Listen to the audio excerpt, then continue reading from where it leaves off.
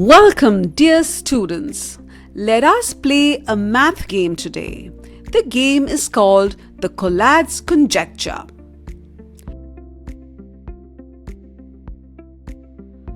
The rule to be followed in this game is as follows. If the number is even, divide by 2.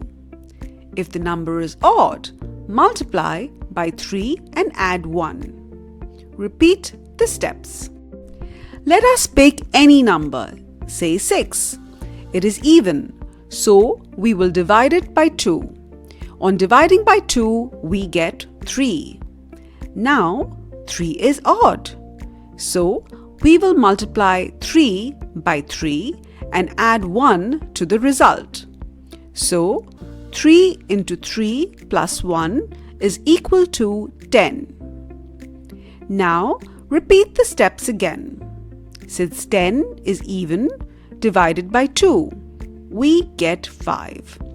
5 is odd, so multiply it by 3 and add 1. We get 16.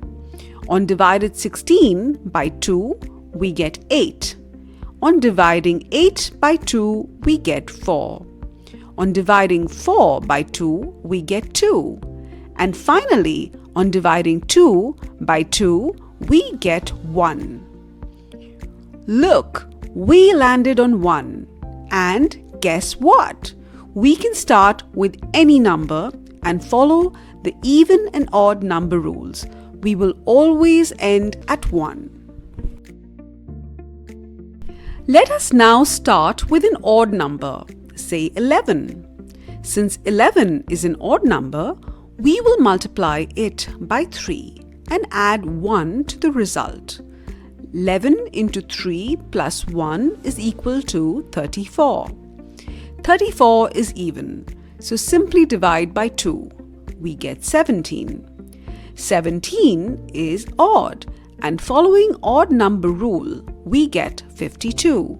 Dividing 52 by 2, we get 26. Now, 26 is again even, so on dividing it by 2, we get 13. 13 is odd, so multiplying it by 3 and adding 1, we get 40. Dividing 40 by 2, we get 20. Dividing 20 by 2, we get 10. And dividing 10 by 2, we get 5. Multiplying 5 by 3 and adding 1, we get 16. Dividing 16 by 2, we get 8. Dividing 8 by 2, we get 4. Dividing 4 by 2, we get 2. And finally, on dividing 2 by 2, we get 1. See, we again landed on 1. Even for bigger numbers like 71 or 89, after lots of bouncing around, they'll still end up at 1. This is called the Collatz Conjecture. No one has ever found a number that doesn't end at 1. But no one has proved it either. We hope you found this video interesting.